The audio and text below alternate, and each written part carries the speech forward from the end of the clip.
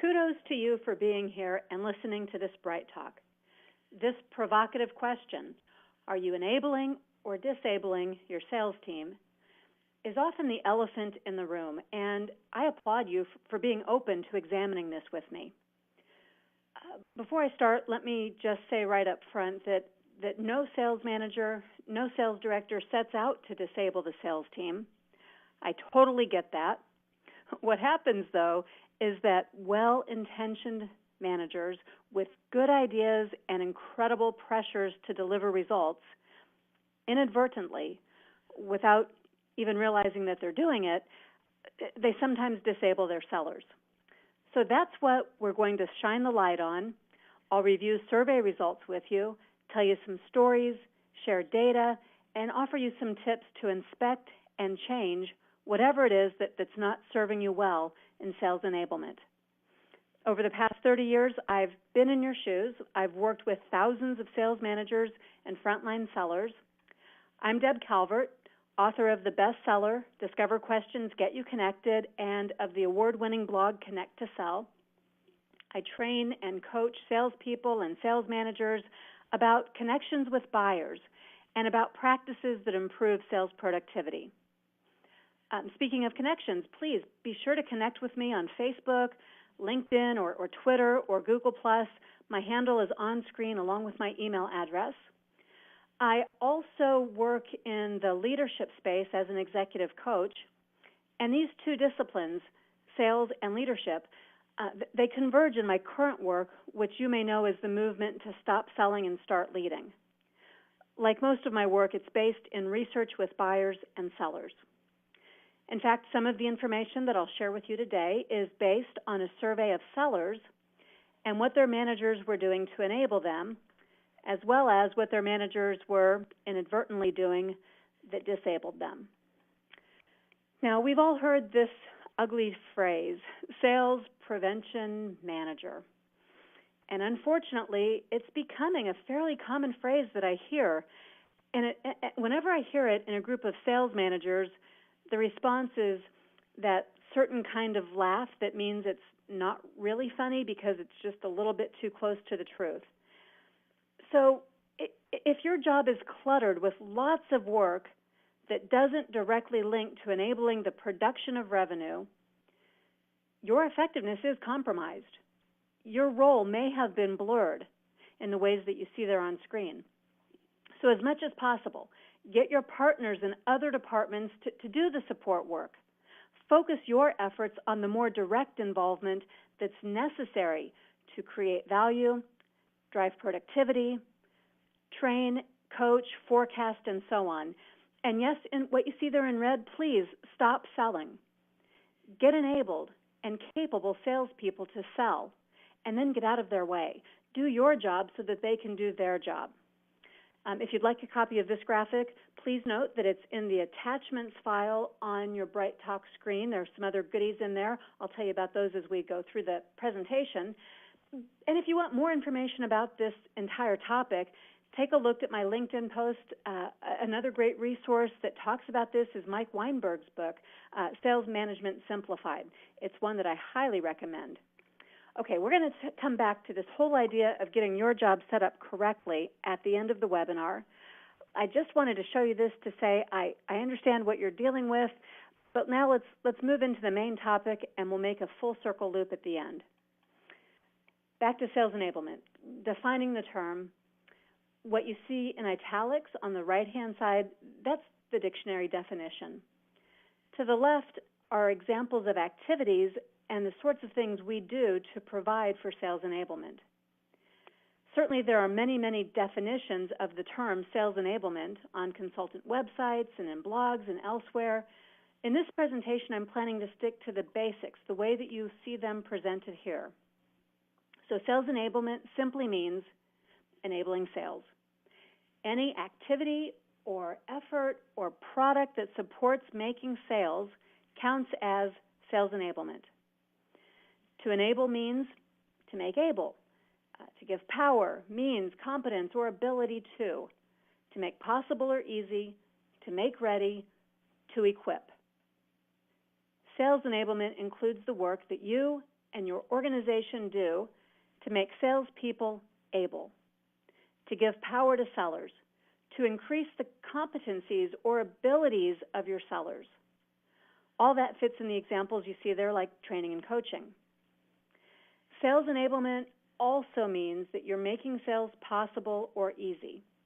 In other words, you're providing systems or processes that make it easier, not harder, to make sales. And then finally, sales enablement means that you're making sellers ready to sell, and you're equipping them for the work of selling. Some examples would be that you are providing tools, technology, and resources that prepare sellers to sell. Okay, so now we've clarified what I mean by that term, and it does sound pretty simple, right? Well, defining it's the easy part. That's only the tip of the iceberg. The truth is that sales disablement is rampant, and most of the things sales managers do that disable sales are actually meant to do just the opposite. By the way, to disable means to make unable or unfit, to weaken or destroy the capability of, to incapacitate, to cripple, to make incapable. So, of course, no sales manager intends to weaken or incapacitate their own sales team. No one wants to be labeled as a sales prevention manager. But I see this happening with alarming frequency. So let's talk about why and how it happens. If you think about all those items we just listed as enablers, then we'd have to put that side by side with this moment of truth question.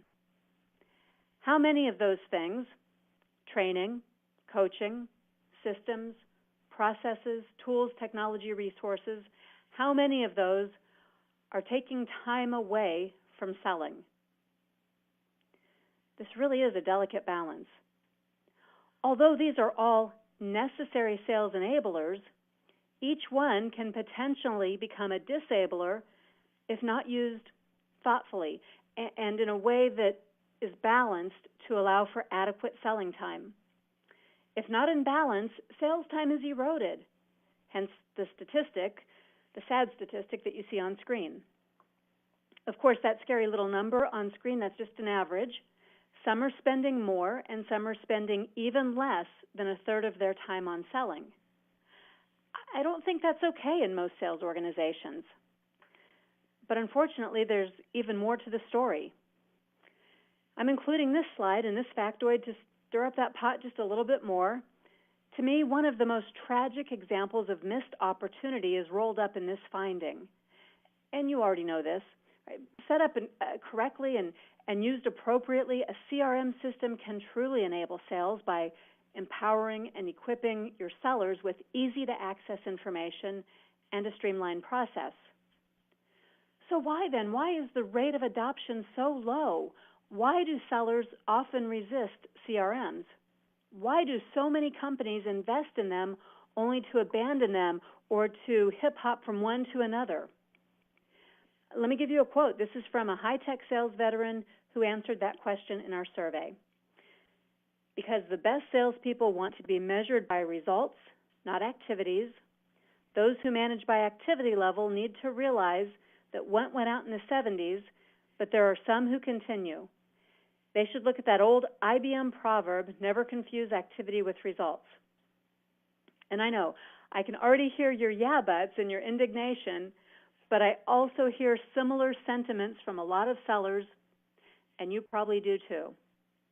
The CRM is misused or misunderstood, and it does eat up a lot of time if it's not used wisely. I'd like to tell you a story about a sales rep that I shadowed for 4 hours. His manager wanted some feedback on how to boost his close rate. The sales manager thought the problem was that he needed some closing skills. So for 4 hours, I watched this rep extract and enter information into his CRM, and I took tallies, and he entered information or extracted information a total of 54 times in 4 hours. In between, he made a few phone calls, but he was disabled, not enabled by the tool. He was focused on metrics that were linked to the CRM, number of dials, time between contacts, and an internal factor that the CRM had a role in too as well, like he had to tag new prospects to claim them in the system before anybody else did. So it was this inordinate amount of time looking up every prospect, tagging those who weren't already claimed, logging the dials, reporting on what transpired, inputting follow-up timelines, and so on. Now, I thought maybe he was just dodging the live calls because I was shadowing him and he didn't really want to be that vulnerable, but he wasn't. This was his routine and pace all day, every day. So the problem wasn't how to increase his close rate or how to get him some closing skills. The problem was we needed to enable sales to get him into a place where he was balancing the use of these tools and that technology more appropriately. But here's the main takeaway of that story. Just about every seller has had some sort of experience like that. So the perception of many sellers is that technology and tools that you're providing are little more than time-sucking ways to spy on them. And I know this because I conducted this survey of sellers, and that was the number one complaint that they shared. Now, please don't misunderstand. I am in favor of CRMs and technology that support and enable sales. I'm offering that example, and if we had more time, I could offer similar examples for every one of the sales enablers that we listed a moment ago. So that's the rather bleak start to the presentation. Stick with me. We will get to a more positive place. But before we do, I want to give you all 10 of the sales disablers that were most frequently reported by sellers. The survey itself, by the way, was done with 250 sellers in various places, online primarily, and their responses confirmed what I've collected anecdotally and less scientifically in the field over the past few years. After I share those 10 top sales disablers, according to salespeople, I'll give you 5 ways that you can enable sales instead of accidentally disabling them. So remember, our objective here is to help you think about ways that you might inadvertently be disabling sales rather than enabling them so that you can find some solutions. I can't move into the 10 disablers without clarifying that you are the one in control here. As a sales manager, your actions have an immediate and direct impact on sales performance. So ultimately, the real question to keep asking yourself throughout this presentation and after is, am I enabling or disabling? Am I expecting sellers to do things that work against them and make it harder for them to simply sell? And at the same time, sales managers, that I'm saying this is up to you, I'm also empathizing with all the competing demands that you're juggling. I'm not here to blame or shame anyone, only to heighten awareness so you can determine what you can do for your team. So here we go, and they're not in any particular order. These are the top 10 disablers according to sellers. Think about how you can be liberating sellers from these disabling constraints whenever possible. The first one, no surprise here, reports, paperwork, what used to be paperwork and is now online, but it still feels like paperwork. Let's look at this from multiple perspectives. Sales managers want and need reports to track performance and activity standards, to satisfy senior management, and to complete their own internal reporting, and so on. And senior sales directors, they want and need reports so they can stay plugged into the action and minimize any surprises. And other team members want the sales reports that are going to affect their own workload or have an impact on the part of the business that they're responsible for. These are all valid reasons, but it's a slippery slope and it's easy to get carried away. You might want to ask yourself on any given day, how many minutes do you want your sellers to spend on entering data so someone else can use it? And how often have you asked, or really, how often have you examined how every report is generated and used by others? Chances are there are some less essential and maybe even some totally useless reports floating around out there. Your sellers might be spending time compiling and entering information that is frivolous. Let me give you an example. This is a quick one. the weekly expense report required by one company had 42 fields to be completed. So I asked the finance people what was the purpose for gathering information like the taxi driver's board licensing number. And after a few half-hearted attempts at defending those required fields, they did acquiesce. The form got revised. There are now just 10 simple fields to enter. So I haven't calculated it, but can you just imagine how much time this saves for every single seller? And if you multiply the minutes for one seller that it saves every week by every seller in that organization, well, the number's probably pretty impressive. What could you be doing to examine processes and then to minimize, streamline, and eradicate reports and paperwork that are disabling your sellers? That's the question to think about. Here's the next disabler. This is an extension of the last one, but it involves conversations too and time spent in meetings, not just reports. How often are you asking sellers to look in the rearview mirror versus looking at what's in front? How much time is spent discussing what can't be changed, what may not even be relevant anymore? See, many sales forecasts are based on history instead of being based on potential. Instead of enabling sales in the present and future, you might be disabling sales by living in the past. All those lagging indicators, they're just data points. And sure, they have value, but maybe that value is more as a management tool than as a selling tool.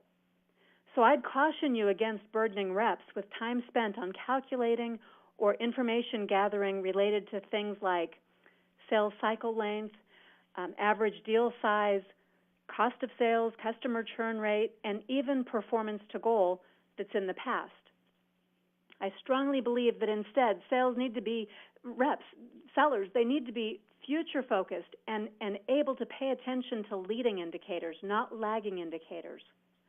While those lagging indicators measure past performance, leading indicators measure current and future sales opportunities and focus them then on sales activities. So you want to focus them on metrics like calls to prospects and customers, meetings with buyers, proposals being prepared and made, orders being placed, and activities that will drive customer retention. Enabling sales implies support of these leading indicators too. So it makes sense to create systems and to think about your sales culture and have everything focused on looking ahead. I want to take a little tangent. Let me just say one more thing about this disabler. It has a secondary impact if you're focusing on lagging indicators. When you spend time talking about those lagging indicators, you're probably talking about something negative, something the seller didn't do or some goal they did not reach.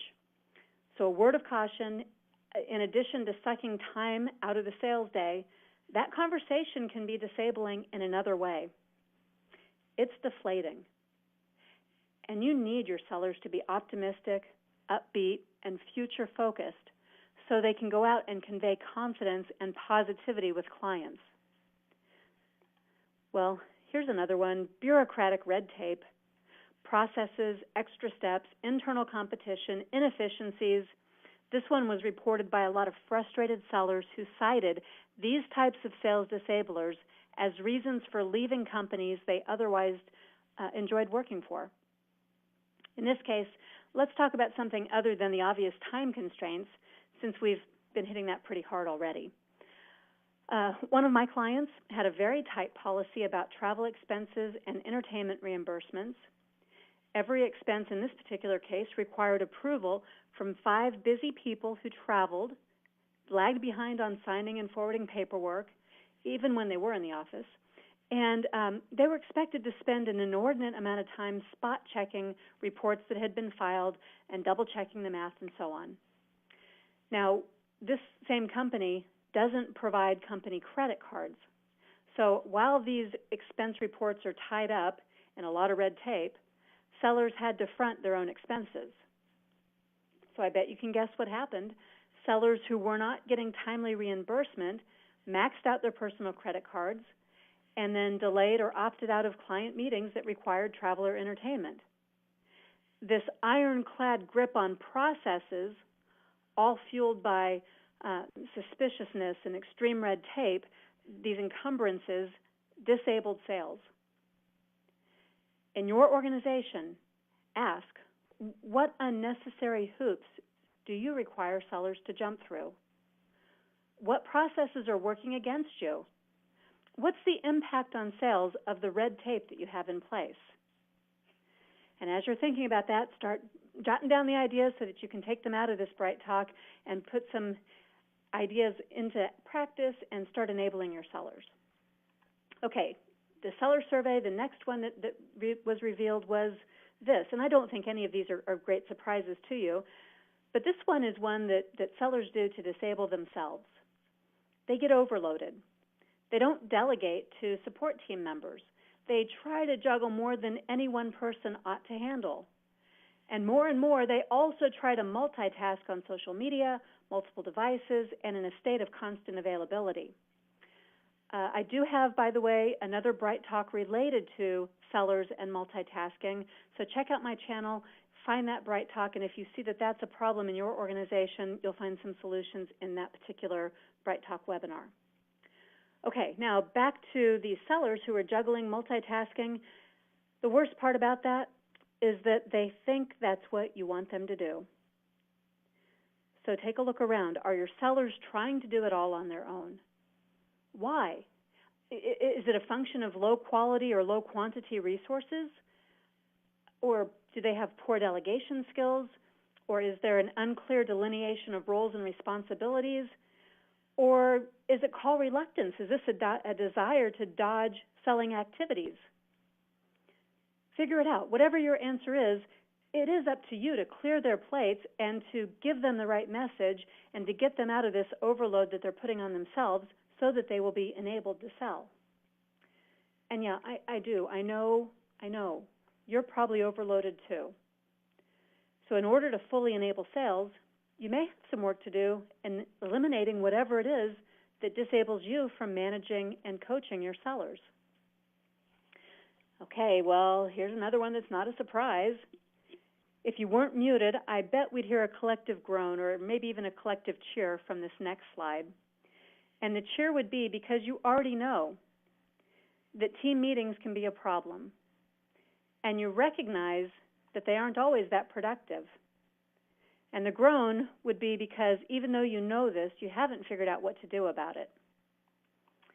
This could be a topic of its own today, but I'll leave it with a question for you to ponder.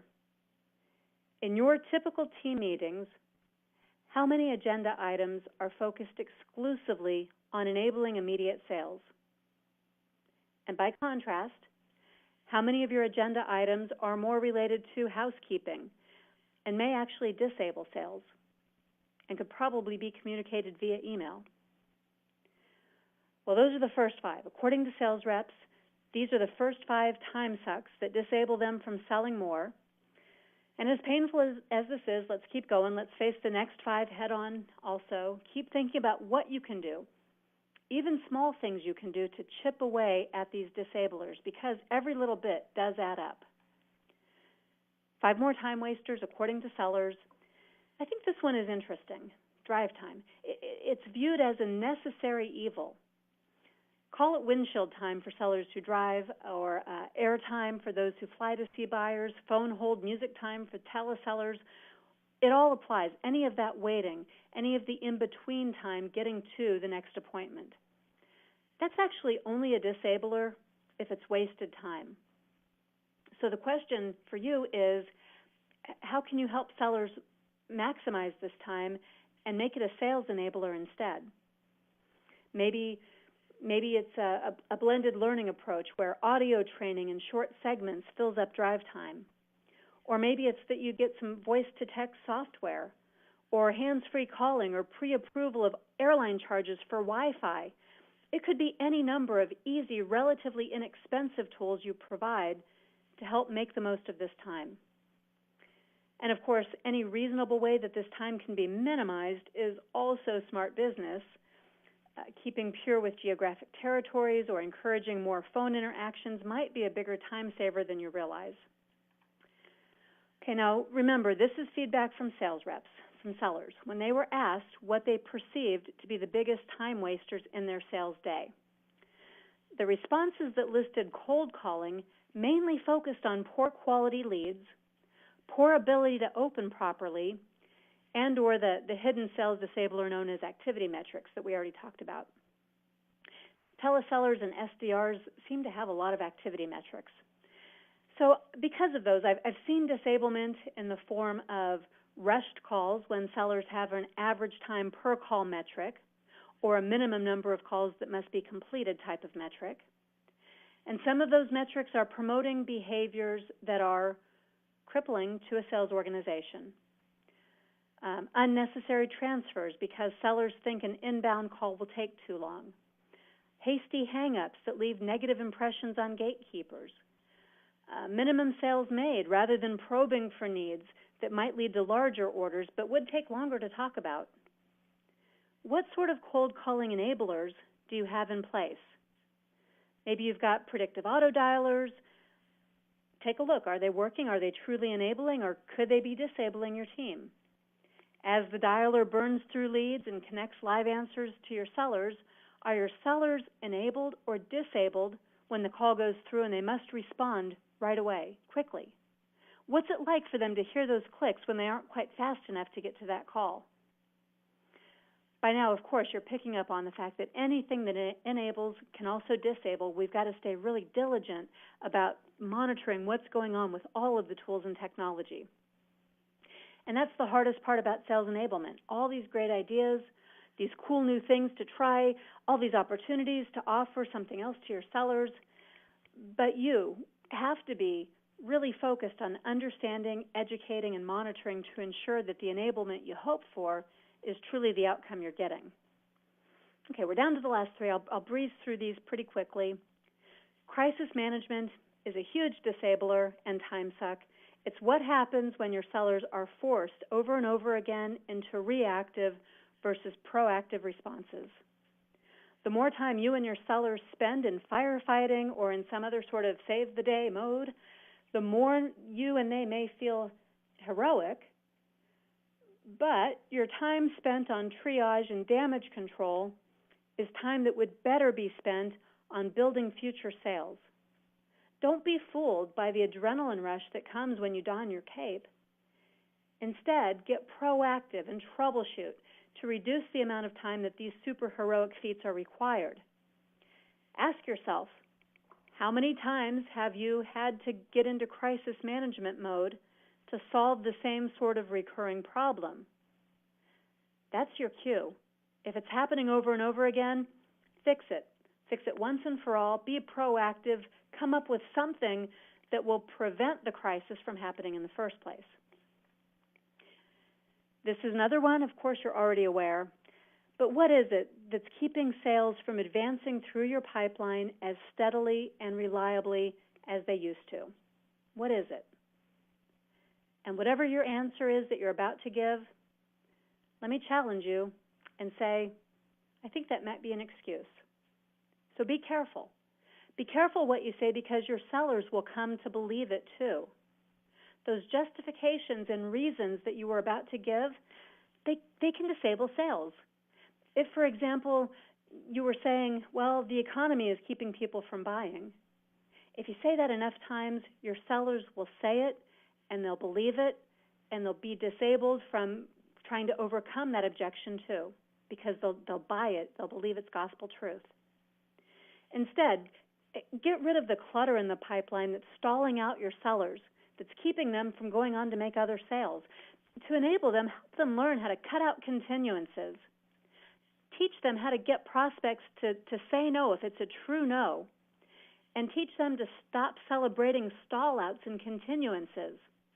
Make it okay for sellers to open up the pipeline so fresh, new prospects have a chance to get through. And finally, their priorities. It's disabling to a lot of sellers in a lot of places because the priorities shift so often that they become disoriented. You probably feel it too, like your head is spinning as priorities shift and new information boggles the mind every day. And your sellers, they're getting that from inside and from outside too. their buyers' heads are also spinning with an embarrassment of options and more information than any person could possibly take in, sort out, and make sense of. To enable your sellers, be sure they have clarity about their own products and how to sell them, about your expectations, about the marketplace, about their goals, about the processes that you have prioritized, and don't make change for the sake of change. Take time to explain the changes that you do make because you've decided they truly are important enough to make. With that, let me just briefly recap the 10 biggest time wasters according to sellers: reports and paperwork, lagging indicators, red tape, overload, meetings, drive time, unproductive cold calling, crisis management, clogged pipelines, and shifting priorities. So what is it that we're going to do about all this? Please don't be disheartened, because there's actually a lot that you can do. Back to that more positive place I promised you, and I had to take you through the ringer because so many sales managers just can't see the forest for the trees. You're right in the midst of all that every day, so it's just naturally harder for you to recognize it. Now, I'm going to give you 5 strategies for keeping on track and doing more enabling with less disabling. I'll start with 2 that are obvious, and then I'll add 3 that are less obvious. Please note the defining phrases of what it means to enable, they haven't changed. On screen, I put them in a little different order to help you track what we're doing in the terminology of enabling. Keep that intent in mind as we look at these 5 things that you'll do to replace disabling actions and requirements with more enabling ones. What we're aiming for are the specific ways you're going to make a dent in disablement for your own sales team. Don't let yourself be overwhelmed by ideas of everything that should be done. Break it down to smaller and more actionable steps about the things that could be done, and in fact that you will do. Because it is your job to enable sales by clearing barriers. The biggest impact you can quickly make will come from getting rid of sacred cows and challenging the status quo processes and procedures you have in place. One really great exercise you can use is to evaluate a day in the life of a salesperson. And as you do, ask this single question about each and every activity. How much does this activity contribute in driving top-line revenue? Ask it with impunity. Declutter your mind so you're not filtering with yeah buts and pressures from non-selling entities. We already know that someone at some time felt that each of these activities was relevant, important, or useful. That's not the question that you're asking with this evaluation. You can come back to those justifications later. First, start with a pure look at the central question on screen for each and every activity that a salesperson does. Keep asking, how much does this activity contribute in driving top-line revenue? And if you can answer a lot, keep it. A little, take another look at it. Not at all, get rid of it. I'm going to give you a story. This one's a little bit more complicated, but I think it'll help you to understand why this is so important to do. This is a real example, a couple of them. First of all, think about your team meeting.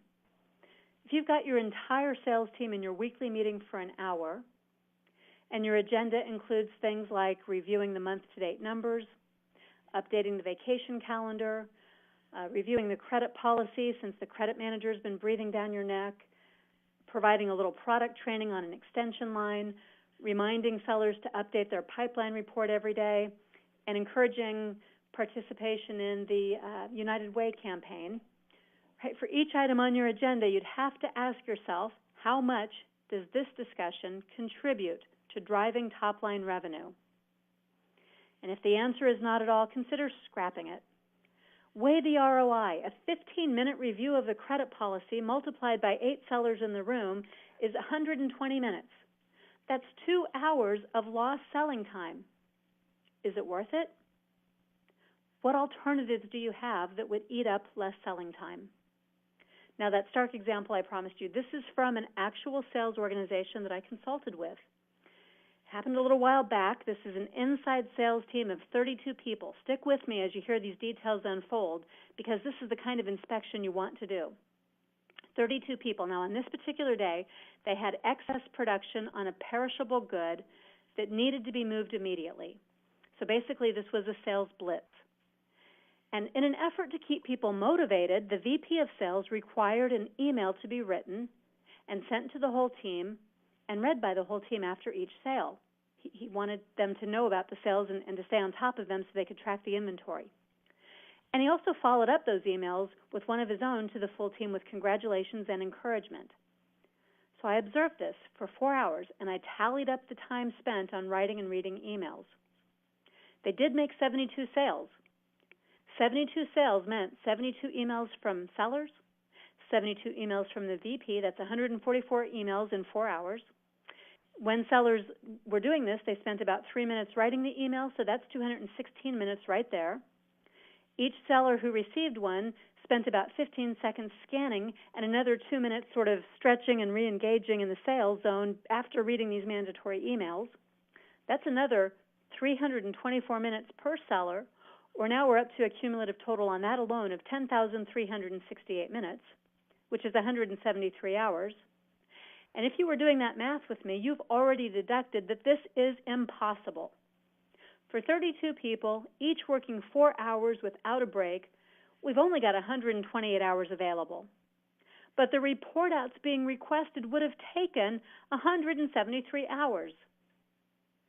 The good news, if you want to call it that, is that only a few sellers complied with the command.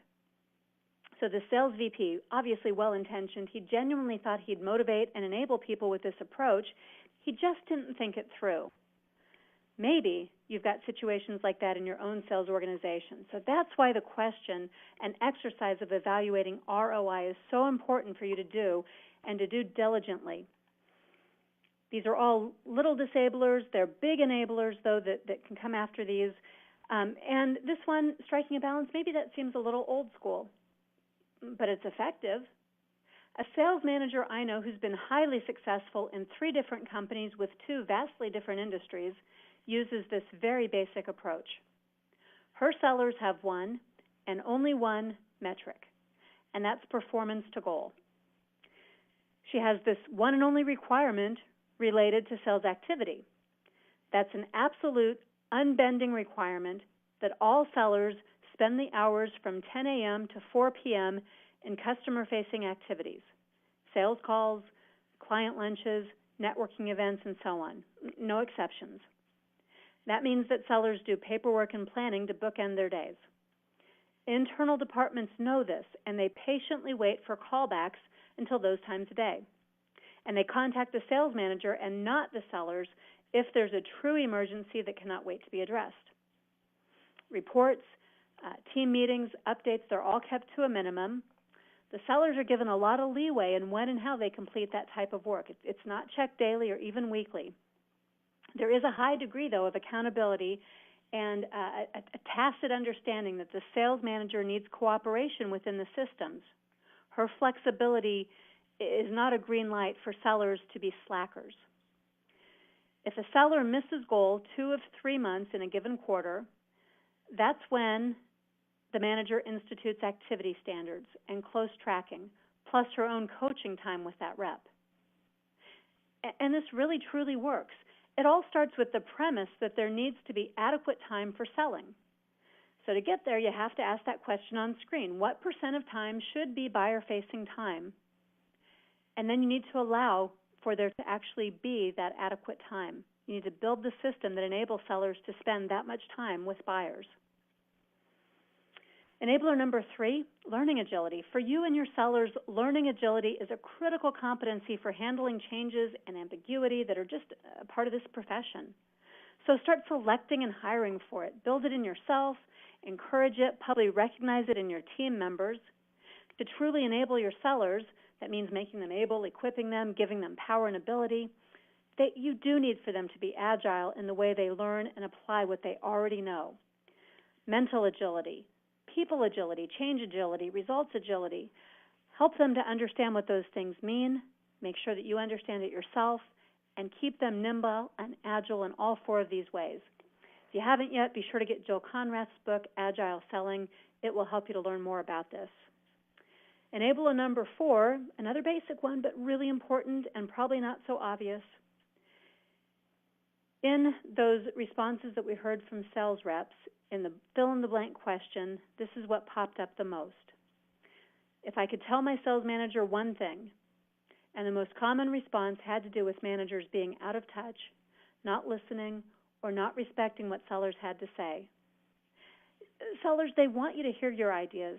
They want you to hear what they bring to the table. They want you to pay attention when they're feeling shackled or distracted or pulled in too many directions. And they want your help when they begin to feel disabled, because they do want to sell more. But when you tell them things like, hey, we spent a lot of money on that CRM, so we have to use it, sellers do not care. They don't care how much the CRM costs the company. They do care about how much it's costing them, and they expect you to care about things that adversely affect them too. Enabler number 5. This one, I put it up here just to be a little provocative. Enabler number 5 is do it yourself. And if your response is, I can't, I'm already maxed out, I'm too busy, I can't add more to your plate, well, if it's not important enough for you to do, maybe it's not important enough for anyone else to be doing either.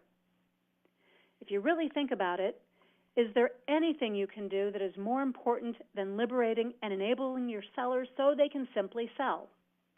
And I'm not being facetious when I say you might want to consider taking some non-selling work off their plate and doing it yourself, or delegating it, or hiring someone else to do it, or scrapping it all together.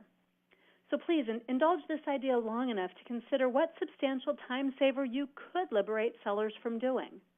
What could you enable them to do instead of that task? What are some alternatives for getting this done? The easy answer is nope, they're just going to have to do it themselves. So I'm pushing you to think longer and harder about this. Go past that easy answer, see what you might be able to work out. And seriously, do that work yourself for just a week. Once you understand what's entailed and how it gets done, then you might have some additional ideas about alternative ways. Just one more thing about enablement. Sales managers, you can't do all this alone. You need enablement too. You can't enable others if you yourself are shackled to a desk filling out reports. That won't be effective in enabling others, and you need to be skilled in these key sales manager skills that are critical for seller enablement. I'm alarmed by the findings of this research. This comes from the STAR Results Annual Sales Manager Survey. Here's one snapshot that indicates that there are a lot of sales managers who don't have support processes, training, and development that they need if they are themselves to be enabled to support the sales team. So if you're a sales manager, please ask for what you're needing. Your development matters. It matters greatly. And if you're a senior sales manager, I implore you to consider enabling your sales managers so they in turn will not inadvertently disable your sales team. By the way, if you'd like a copy of this complete report about support for sales manager development, there is a link in our attachment section. I encourage you to take a look at that. When you use that link, you'll get to Stephen Rosen's site, and it will give you this survey as well as a lot of great other resources that are right there for sales managers. Okay, now with our remaining time, I'll take a couple of questions, as many as I can here. If I don't get to your question, please connect with me via email or on social media so we can continue this conversation. I welcome the opportunity to provide coaching or to connect with you with appropriate resources. And as you're leaving the Bright Talk, please take a moment to check out the box for the 5-star box so others will know it's a good idea to listen into this one too. The first question is, we have every one of these disablements in our culture. Where should I start to work against the grain? That's a big answer. Okay, make the business case for change. Talk with your boss. Help them to understand why these disablements are so costly and what the lost opportunity cost is in terms of missed sales. And then go for the low-hanging fruit, things you could work on short-term to figure out what doesn't really need to be done. There are things that have low or no value. Figure out what they are and get rid of those things to start. Another question, we spent big bucks on our CRM. Yeah, we kind of talked about something like that. We spent big bucks on our CRM, and it's not enabling anybody. My sales reps hardly use it. What's your advice about that? Well, if that's the case, then you might not like my advice, but my advice would be not to use it. Until you understand the value that it has to drive sales, you're utterly unable to convince sellers that there's any good reason to use it. So I would suggest going back to the drawing board. Find the value. When you know the value, communicate that value, provide training that makes it easy for them to access the value, and then keep the value front and center. And that's not value to the company, and it's not even value to sales managers. The value of using it for the sellers. What does it mean to them? What's the benefit to them? Keep that front and center. Okay, we are out of time. Please do get in touch with additional questions. Here at People First Productivity Solutions, we build organizational strength by putting people first, and we can help you to do the same.